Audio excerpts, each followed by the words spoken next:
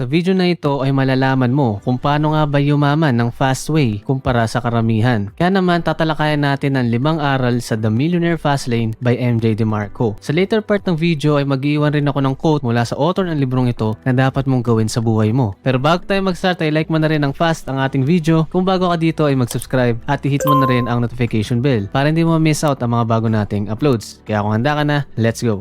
Number 1, dapat mapunta ka sa fast lane. Bago tayo tumalon agad sa fast lane, ano nga ba muna ang tatlong lane or roadmap na karaniwang ginagawa ng mga tao? Una ay tinatawag na sidewalk, pangalawa ay slow lane, at panghuli ay fast lane. Halimbawa na lang na may tatlong tao, si Juan, si Pedro at si JP. Si Juan ay isang tao na nasa sidewalk, kaya nabubuhay siya para lang sa kasalukuyan at wala na siyang pake sa kanyang future. Kaya naman si Juan ay puro gastos na sa ngayon, bilhin ng mga luho, mga gadgets, or ng mga bagay na magbibigay sa kanya ng instant gratification. Kasi nga, YOLO, di ba? At dahil dito ay kaya naman ubos kagad ng kanyang pera at wala nang naiipon pa. Kumbaga ay paycheck to paycheck na lifestyle. At bukod pa dito ay may mga utang pa. Kaya naman ay nananatiling mahirap ang kanyang kalagayan. At kahit pa lumaki ang income ni Juan, pero kung ang priority niya pa rin ay spending imbes na saving, ay magiging mahirap pa rin siya. Si Pedro naman ay isang tao na nasa slow lane. Ibig sabihin ay meron naman siyang goal at inisip din naman ang kanyang future. Kaya naman kahit papano ay meron siyang naiipon na pera. At bukod pa doon ay nakapag-invest din sa stocks at sa iba pang mga investment opportunities. May goal din naman siyang yumaman, pero ito ay abutin ng mahabang panahon. Dahil para yumaman siya, ang kapalit nito ay time. Balak ng enjoy ng kanyang yaman kapag siya ay retired na sa trabaho. Maring ito yung safest way para yumaman, pero meron pa ring tao na kaya itong magawa sa mas mabilis na paraan. Kaya naman si JP ay isang tao na nasa fast lane kasi naniniwala siya na pwedeng yumaman ng mas mabilis kumpara sa karaniwan. Hindi ito yung typical na mga scam na get rich quick at nagawa ito ni JP sa mas batang edad kumpara kay Pedro dahil sa pagkakaroon niya ng business. Itong fast way na pagyaman ay hindi naman yan instant. Fast way ito in a sense na posible kang yumaman sa loob ng 10 years or less. Hindi hamak na mas mabilis ng pagyaman kumpara kay Pedro na maaari magtrabaho pa siya ng 40 years para lang makamit ito. Ang goal rin ng nasa fast lane ay hindi lang naman pera, pero ito yung freedom. Freedom sa dami ng oras ng pagtatrabaho, freedom na gawin yung mga gusto nilang gawin sa buhay, at freedom syempre sa kaperahan. Kaya naman hindi talaga okay na mapunta ka sa sidewalk o matulad ka kay Juan. Okay lang rin naman na nasa slow lane ka, pero kung gusto mo talagang yumaman at magawa ito ng mas mabilis ay dapat mapunta ka sa fast lane. Mamaya ay malalaman mo kung paano mo ito magagawa.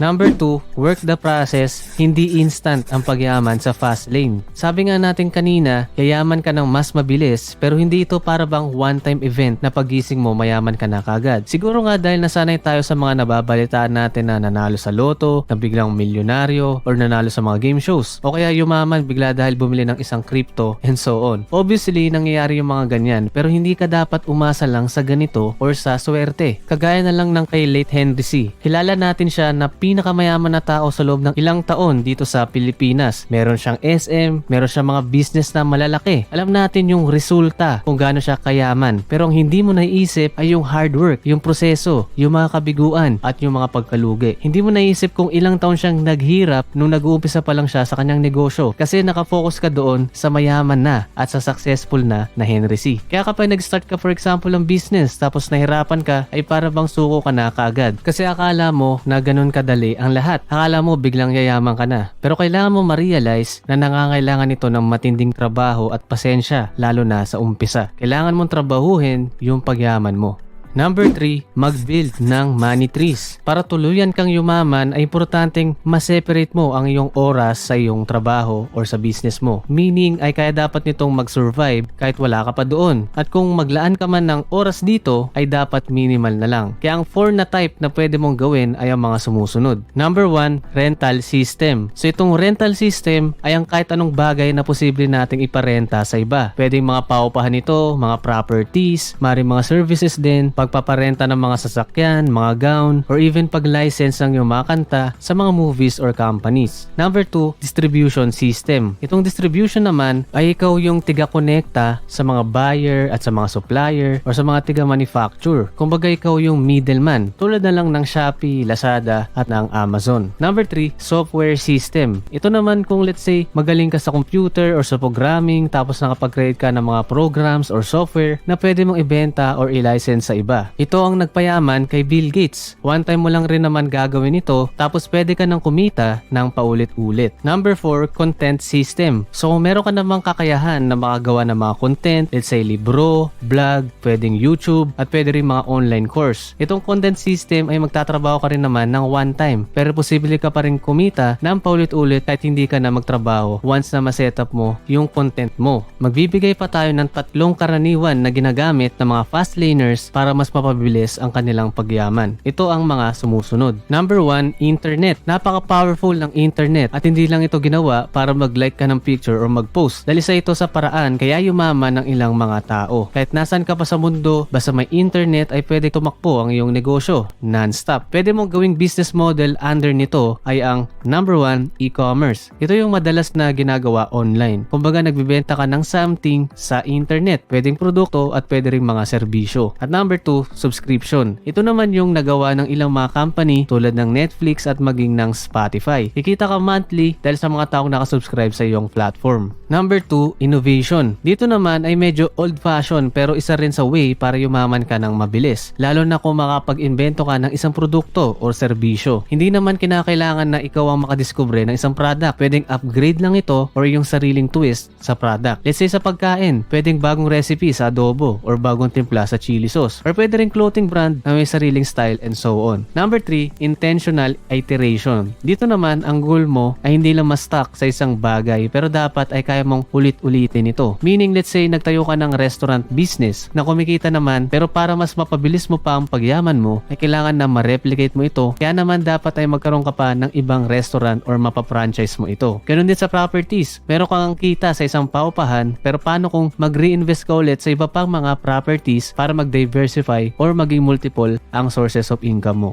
Number 4, 5 fast lane commandments. Para magtagumpay ka pa sa fast lane ay kailangan mo maintindihan ang mga commandments na ito. Number 1, commandment of need. Sabi nila, majority ng mga business ay magfe-fail sa unang taon nito. Ito ay dahil sa hindi nito kayang punan ang need ng mga tao o hindi nito nare-resolba ang mga problema nila. Kasi hindi lang naman ito about sa'yo pero ito ay tungkol sa need ng ibang tao. Number 2, commandment of entry. Ibig sabihin nito ay kailangan mo makagawa ng business na kakaiba at hindi katulad ng karamihan. Kasi kung katulad ka lang ng iba, ay mas magiging marami ang iyong kakompetensya at mas madali kang magaya and so on. Pero kung gagawa ka man ng common na business, ay kailangan mong maging magaling talaga dito. Number 3, commandment of control. So kailangan kapag nagtayo ka ng business, ay dapat kontrolado mo ito. Ikaw yung nagdidikta ng presyo, ikaw yung nagmamanage and so on. Kumbaga ikaw yung driver at hindi ka lang pasahero. Pero kasing iba na let's say nag-invest lang sa stocks or sa crypto na hindi mo naman totally control kung anong mangyayari dyan. Maring biglang tumaas yung presyo or bigla ring bumagsak. Same rin sa pagiging employee. Hindi mo naman control kung matatanggal ka bigla or kung biglang mabankrupt yung company. Pero kung ikaw ang owner, kontrolado mo ito. Number 4, commandment of scale. So kung gagawa ka ng business, dapat ay kaya rin itong mag-scale or lumaki pa. Kasi kung limitado lang ito, magiging limitado rin yung kakayahan mong kumita. Kaya nga nakapag-scale pa ang Jollibee ay dahil nagawa nilang magkaroon ng franchise business at magkaroon ng marami pang mga branches. At number 5, commandment of time. So tulad ng nabanggit natin kanina, kailangan ay ma-separate mo ang iyong oras sa iyong business. Hindi pwedeng lagi kang nakatali dito kasi malilimitahan lang yung kakayahan mo na kumita at mag-grow pa yung business mo. Imagine kung meron ka mga tauhan or meron ka mga sistema na pwedeng gamitin para hindi ka na laging tutok sa iyong business.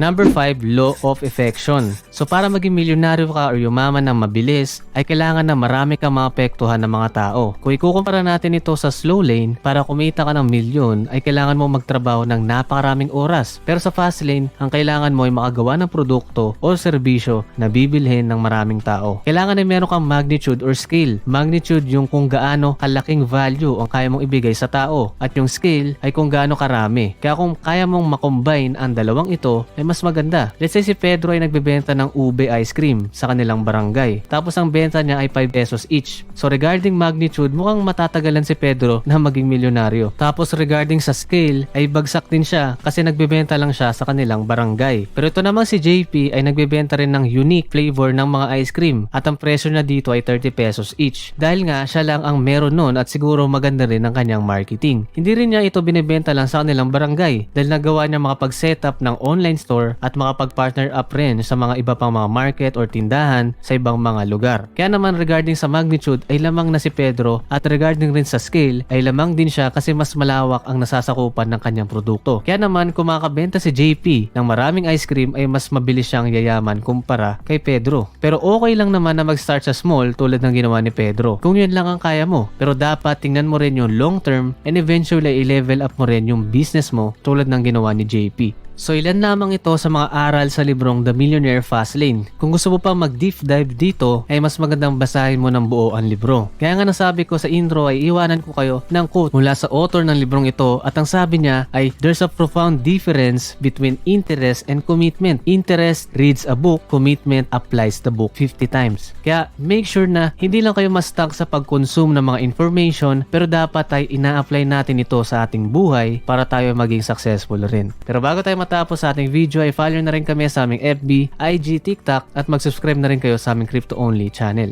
Kaya in summary, itong 5 aral sa The Millionaire Fastlane by MJ DeMarco. Number 1, dapat mapunta ka sa Fastlane. Number 2, work the process, hindi instant na pagyaman sa Fastlane. Number 3, mag-build ng money trees. Number 4, 5 Fastlane commandments. At number 5, law of affection. Kita-kits tayo sa susunod na video.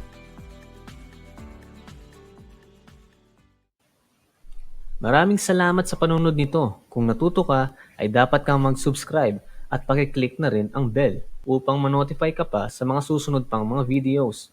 Pakishare na lang rin sa mga kaibigan nating gustong matuto at yumaman. Thank you and God bless!